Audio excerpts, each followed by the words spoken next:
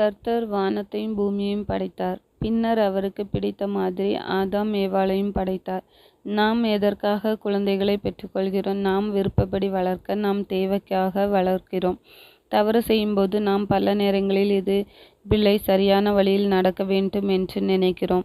மண்ணினாலே உருவாக்கப்பட்ட நாமே இவ்வளவு அதிகாரமுள்ளவர்களாய் இருக்கும்போது, சர்வலோகத்துக்கும் அதிபதியாய் இருக்கிறவர், இந்த உலகத்தையே படைத்தவர், நம்மையும் மண்ணினால் படைத்த தேவனுக்கு எவ்வளவு அதிகாரம் இருக்கும் நம்மேல். ஆனால் அவர் அதிகாரத்தை செலுத்தாதபடிக்கு நம்மேல் பாசம் செலுத்தியவராய் இருக்கிறார்.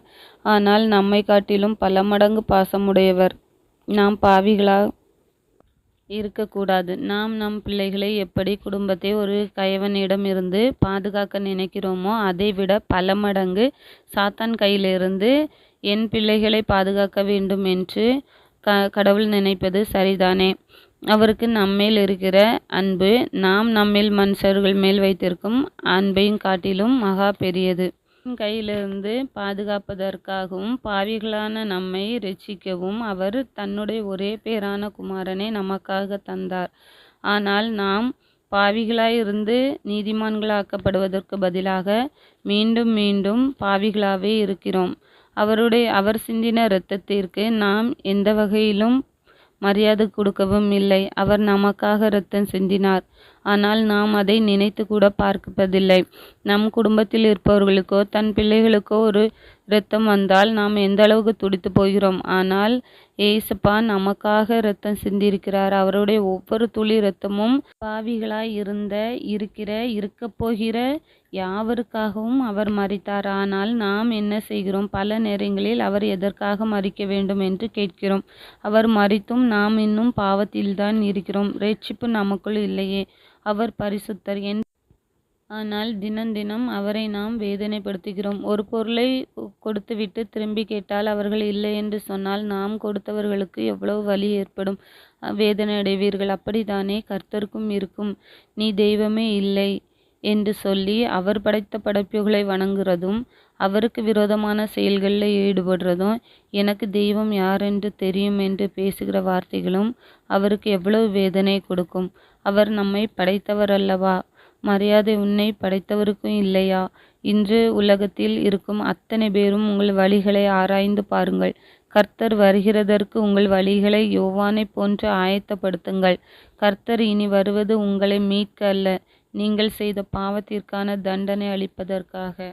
இனி அவர் வருவது அவருடைய இரத்தத்தை சிந்துவதற்காக இல்லை, பாவிகளாயிருக்கிற ஒவ்வொருத்தருடைய இரத்தத்தையும் சிந்துவதற்காக. ஏனென்றால் நாம் தான் நம்மளுடைய இரத்தத்தை இந்த பூமியில் சிந்த போகிறோம். ஆகவே எல்லாரும் எச்சரிக்கையுடன் இருக்க வேண்டும். அவர் பூமியின் நியாயாதிபதிகளைப் போல அல்ல, பணக்காரர் ஏழை என்று பார்க்காதவர், சட்டம் பார்த்து கொடுக்கும் தீர்ப்பு அல்ல, அதை காட்டிலும் பல மடங்கு அக்னி கடலில் தள்ளப்படுகிறவராய் அவர் இந்த உலகத்திற்கு 2ஆம் வருகையில் வருவார்.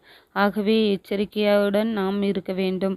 கர்த்தரை நாம் அனைவரும் அவருடைய பிள்ளைகள் என்று சொல்கிறோம். ஆனால் அவர் நம்மை இது என் பிள்ளை என்று சொன்னால் கடைசி காலத்திற்கு தப்புவதற்கு அவர் பரிசுத்த ஆவியினால் ஒரு முத்திரையை உங்களுக்கு கொடுப்பார்.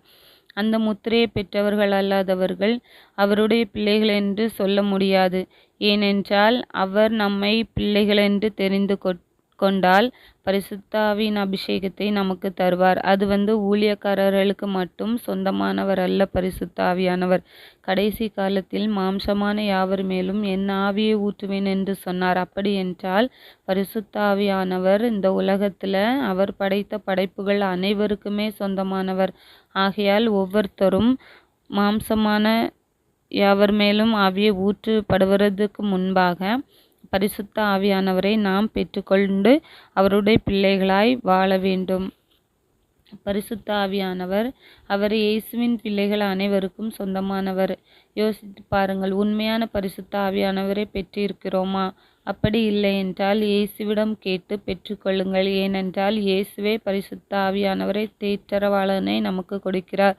முழு மனதுடன் நாம் இயேசுவின் பிள்ளை என்று சொல்லும் அதிகாரம் கிடைக்கும். நம்மை துன்பப்படுத்துகிற வேதனைப்படுத்துகிற சத்துருவை மிதிக்க வேண்டுமென்றால் நாம் பல மடங்கு ஆவியானவரின் நிரப்புதல் நமக்கு வேண்டும்.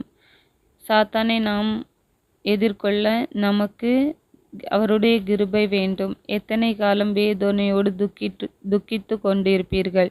கர்த்தரின் யுத்த சேனைகளாய் எழும்புங்கள். சத்துருவே, கர்த்தரிடம் அனுமதி இல்லாமல் அவனால் ஒன்றும் செய்ய இயலாது. மத்தேயு 7:11 சொல்லியிருக்கிறபடி, உங்கள் பிதா தம்மிடத்தில் வேண்டிக் கொள்கிறவர்களுக்கு நன்மையானதை கொடாதிருப்பாரா? அதே மாதிரிதான் சாத்தானுக்கே அதிகாரத்தை கொடுப்பவர் அவர் பிள்ளைகளுக்கு கொடுக்க மாட்டாரா? மத்தேயு 24:44 படி, நீங்கள் நினையாத நாளிகையிலே மனுஷகுமாரன் வருவார். ஆதலால் நீங்கள் அனைவரும் ஆயத்தமாயிருக்க வேண்டும். என் வார்த்தைகளை கேட்டு லூக்கா 6:49 சொல்லியிருக்கபடி, என் வார்த்தைகளை கேட்டும் அவைகளின்படி செய்யாதவனெவனோ அவன் அஸ்திபாரமில்லாமல் மண்ணின் மேல் வீடு கட்டினவனுக்கு ஒப்பாயிருக்கிறான். நீரோட்டம் அதின்மேல் மோதினவுடனே அது விழுந்து முழுவதும் அழிந்தது என்றார். கடைசி காலத்தில் நாம் அவரோடு கூட செல்ல நாம் அவருடைய வார்த்தைகளை கைக்கொண்டு நடந்தால் போதுமானது. மத்தேயு 5:37 சொல்லியிருக்கிறபடி, உள்ளதை உள்ளதென்றும் இல்லதை இல்லதென்றும் சொல்லுங்கள். கர்த்தரின் வார்த்தை உண்மையானது. அந்த வார்த்தை தேவனாயிருக்கிறார். அந்த தேவனே வார்த்தையாய் உங்களிடம் பேசுகிறார். காது உள்ளவர்கள் கேட்க கடவீர்கள். நீங்கள் உள்ளதை உள்ளதென்று சுவிசேஷத்தை பிரசங்கியுங்கள். வார்த்தையானவரே ஒரு வார்த்தை சொன்னால் போதும், நாம் எல்லாவற்றிலிருந்தும் விடுதலை பெற முடியும். சகலவற்றிலிருந்து நமக்கு விடுதலை உண்டு. பசியோடு இருப்பவர்களே, அவர் சாத்தானுக்கு சொன்ன வார்த்தை, மனுஷன் அப்பத்தினால் மாத்திரமல்ல, ஆண்டவருடைய வாயிலிருந்து வரக்கூடிய ஒவ்வொரு வார்த்தையினாலும் பிழைப்பான். அதுதான் வார்த்தை. வார்த்தையானவரே அந்த வார்த்தையை சொல்லும்போது நாம் ஒவ்வொருத்தரும் அந்த வார்த்தையின் நிமித்தம் நாம் பிழைக்க முடியும். உங்கள் வியாதியோ கஷ்டமோ எதுவும் என்னை வேதனைப்படுத்த முடியாது என்று விசுவாசத்துடன் சொல்லுங்கள். ஏனென்றால் அந்த வார்த்தையானவரே உங்கள் விசுவாசம் உங்களை இரட்சிக்கும் என்று வார்த்தையை கொடுத்திருக்கிறார். உன் விசுவாசத்தின்படி உனக்கு ஆக கடவது என்றும் அவரே சொல்லியிருக்கிறார். அப்பொழுது உங்களுக்கு கேளுங்கள், அப்பொழுது உங்களுக்கு கொடுக்கப்படும். வியாதியிலிருந்து விடுதலை, கடன் பாரத்திலிருந்து என்ன விடுதலை வேண்டுமோ அவரிடம் கேளுங்கள். அவர் நமக்கு கொடுக்க வல்லவராயிருக்கிறார். ஏனென்றால் கேட்கிறவன் எவனும் பெற்றுக்கொள்கிறான். ஏனென்றால் நாமே பரலோக ராஜ்யமாய் இருக்கிறோம். கர்த்தரே வார்த்தை. அந்த வார்த்தை உன்னிடம் இருக்கும்போது சத்ருவால் உன்னை எப்படி துன்பப்படுத்த முடியும்? கர்த்தருடைய வார்த்தை உங்களிடத்தில் வரும்போது அதை விட்டுவிடாதீர்கள். ஏனென்றால் மத்தேயு 8:17 சொல்லியிருக்கிறபடி, அவர் தாமே நம்முடைய பலவீனங்களை ஏற்றுக்கொண்டு நம்முடைய நோய்களை சுமந்தார் என்று கூறப்பட்டிருக்கிறது. ஆகவே நாம் வியாதியோடும் துக்கத்தோடும் இருப்பது அவருக்கு பிடிக்காது. ஏசப்பாக்கு பிடிக்கிற விஷயம், நாம் எப்பொழுதும் சந்தோஷமாய் இருக்க வேண்டும். அவருக்குள் நாம் மனமகிழ்ச்சியாய் இருக்க வேண்டும். சத்ரு நம்மை நெருங்காத வண்ணம் நாம் அவருக்குள் மகிழ்ச்சியாய் இருக்க வேண்டும்.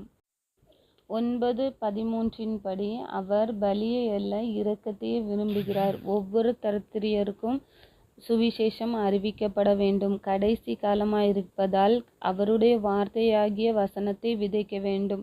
நாம் அதற்கு ஆயத்தமாய் இருக்க வேண்டும். ஏனென்றால் பரலோக ராஜ்யம் சமீபமாய் இருக்கிறது. கர்த்தர் எப்பொழுது வருவார் என்று யாராலும் கணித்து சொல்ல முடியாது. ஆகவே நாம் எச்சரிக்கையுடன் இருக்க வேண்டும். ஏனென்றால் உலகத்தில் ஒரு அழிவு வருது என்றால் அது எப்படி நமக்கு வந்துவிடக்கூடாது என்று நம்மை பாதுகாக்க துடித்து கொண்டிருக்கிறோமோ, அதே மாதிரி கர்த்தர் வருகிற 2ஆம் வருகையில் நாம் சத்துருவின் கையில் அக்கினி கடலிலே போகாதபடிக்கு எச்சரிக்கையாய் இருக்க வேண்டும். ஆகவே நாம் வசனமாகிய வார்த்தையை பிடித்து கொண்டு அதன்படி நடக்க வேண்டும். என்ன செய்தால், எப்படி வாழ்ந்தால் நாம் இயேசுவோடு கூட போகலாமோ அதை மாத்திரமே நாம் யோசிக்க வேண்டும். ஏனென்றால் நம்மை வழி நடத்துகிறவர் கர்த்தர் என்றால் நமக்கான பாதைகளை அவரே செயல்படுத்தி தருவார். அவரே பார்த்து கொள்வார். ஆகையால் யாரும் எதற்கும் கவலைப்படாதபடிக்கு அவருக்குள் மனமகிழ்ச்சியாயிருங்கள். எல்லா துக்கங்களையும் சந்தோஷமாய் மாற்றுகிறவர் அவர். அன்று பவுலை பார்த்து கர்த்தர் கேட்டது, ஏன் என்னை துன்பப்படுத்துகிறாய் என்று கேட்டது. இன்றைக்கு இந்த வார்த்தையை கேட்கிற ஒவ்வொருத்தரையும் பார்த்து கேட்கிறார், ஏன் என்னை துன்பப்படுத்துகிறீர்கள்? ஏன் என்னுடைய பிள்ளையாய் மாற விரும்பவில்லை? ஏன் என்னுடைய பிள்ளை என்று சொல்லி என்னுடைய பிள்ளையாய் வாழவில்லை என்று உங்களை பார்த்து கேட்கிறார். ஆயத்தப்படுங்கள், எச்சரிக்கையுடன் இருங்கள்.